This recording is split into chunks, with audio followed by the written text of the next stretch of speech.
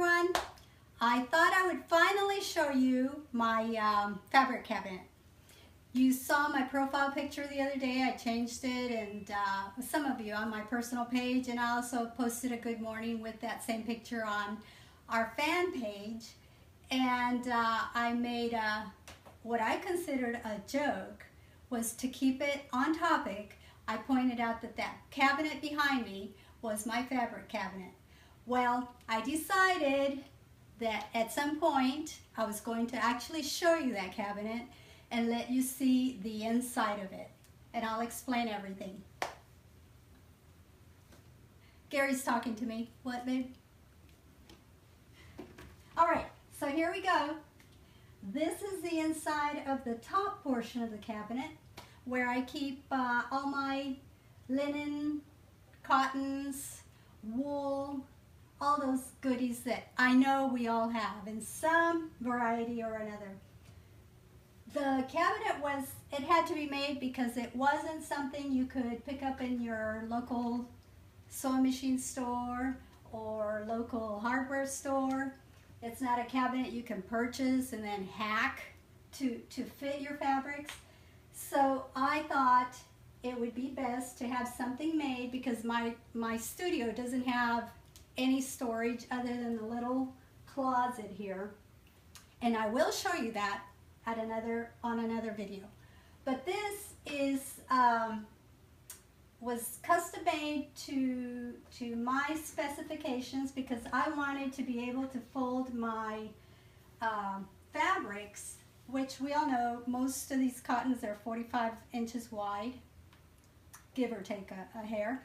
And so I wanted to make sure I could fold it with selvages in, fold out, and stack them like this so that I could see what I have when it's time to select something for a project. I used to have them sorted more or less by color, like pinks together, maybe solids together, but you know, that goes by the wayside when you start working on projects, and then you just want to put everything away, and sometimes I get tired and not as nitpicky about that when it comes to cleanup. So somehow or other they've gotten a little bit scrambled, but the point is I can still see all the fabrics I have, and it's really easy to pull one out because I just slide my arm in there, pull this out without making unfolding anything else. So this can just go back on top. That's how they get scrambled. You see? I just demonstrated that. I don't feel like taking that apart right now and fixing it because I need to get to digitizing and get on to my next project. So ideally it would be nice to have them sorted, but it really has not become important to me. It's more important to me that they stay nice and neat so I can see what I have. Here are my linens that I recently started to collect. I always loved linens and always had actual 100% linen, but lately I decided to make my own linen napkins for my projects to give you ideas and to make projects that would inspire you. And I love the look of linen, and when the edges are frayed a little bit, and I just love that. So, and I think it's a hot thing right now. But even though linen has always been popular, I think it's really popular right now. So here's my linens, and I put linen only so that I'll remember not to stack regular cottons up here. And I'll know for sure that these are linens, because once you have them scrambled with your cottons and other gauzy fabrics and loose weave, it's really hard to tell sometimes. So once I got them all sorted, I don't want those mixed up with my other cottons because I don't want to have to be wondering what I'm working with. And here's, I don't know why, but I love white fabric. So I have a stack of white fabric. And this is actually after I've gone through a lot of it. So I've got a variety of white cotton fabrics and a little bit of fleece and a few other things, but mostly natural cotton and just a variety of that. I got some lawn in here, and anyway, so I go to these if I'm making sometimes the children's dresses and things for liners or underskirts or and just to have it. We don't have to use what we buy, right? We all know that. That's why we have a cabinet to put our fabric in. Or we have bins or whatever. We have a stash. We don't have to give anybody a reason to have extra fabric. That's why I have all these fabrics. Up here I've got flannels. And this was going to be a rag quilt years ago. And at some point I came to the realization I wasn't really going to make a rag quilt, but I love looking at those colors, and I actually used some of my flannel the other day for another project that had nothing to do with sewing, but I was happy I had it, so there you go. I need my stash of flannel. And up here I've got some wool yarns that I put in bags to keep them controlled, so they don't go everywhere. Just some pretty yarns and things that I purchased for felting and for maybe some of my embellishings for when I do photo shoots with the girls, or also for my embellishing machine. Sometimes the girls, our granddaughters, like to do that. And so I have these things that I let them pick from. I don't guard them as though they're gold. If they want to use them, it makes me happy, so I let them use some of that. I do have laces up here that I bought by the yards at Quilt Show the last 2 years, and so I put them in wrapped them on cardboard and put them in here to keep them organized instead of having a scrambled mess in a box somewhere. That clutter and that kind of disorganization makes me crazy when I'm trying to work. It drives me crazy. So I have to have things like this so that I don't feel tired when I look in my stash to get something out. To me, that's just, it drains my energy to open a cabinet and have everything be a mess. It just takes that jump in my step when I get ready to do a project. So I like it to be organized. And I have another bin of laces back there. This is kind of a hodgepodge of some cotton fabrics and a little bit of fleece that I really should put up with the other fleeces and things. I mean, felts. This is felt and a little bit of fleece, and that's my lazy stack. I haven't put those in the right place, but they're not in my way yet. They're not bothering me, so I'm not going to worry about it right now. And up there I've got some extra linens that I used for projects years ago, and once in a while I'll pull some of that out if the girls want to sew or something. I've got some felt stacked right here. This is wool felt from Joann's, and when you see felt in my projects, that's the felt I use. It's kind of it's not 100% wool, but it's got something else in it. I can't remember what it is, but it's mostly wool. And it behaves like wool. And if you wash it, it'll shrink up like wool, etc. So I think it's good quality wool for my projects, and that's what I use. Up here I've got some knit fabrics, a little bit of ribbing. I don't use a lot of knit. The knits that I have used in large quantities are knits that I used in the fairy tale dress, and there's something else I can't remember now. And those are hard to fold, and they're bulky, so I hang them. I fold them like a tablecloth, hang them over a large hanger, and put them in one of our spare closets, so they're out of my way and they stay wrinkle free and don't get all wadded up and etc. And it's easy to see what I've got and remove it and put it back if I change my mind, whatever. Up on the top shelf is the stuff that I don't intend to use anytime soon, but it is there. I have gotten up into there for some things. It's mostly some chenille fabrics that I purchased over the years that I had some really good ideas to use, but did get to all of it. I did use some of it a while back, but I still have a lot. I got a good deal or something at the fabric store. So it's there. The other bags, I have some actual wool yarn from the lady who owns the sheep, and I can't remember the name of those sheep. They have the curly wool, and it is so cool, and I intended to dye some of it and do something with it. I might actually do something with that this summer with the curly wool. I have an idea, and hopefully I'll have time to pull it off for a photo shoot, actually.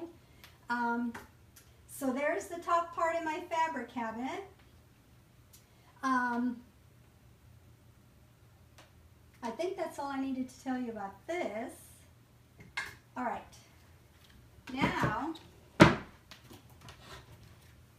here's the bottom part of the cabinet, and these have a few of these printed fabrics, but they're more home decor type prints, and I just didn't put them up with my dress fabric. I think at the time this was actually full.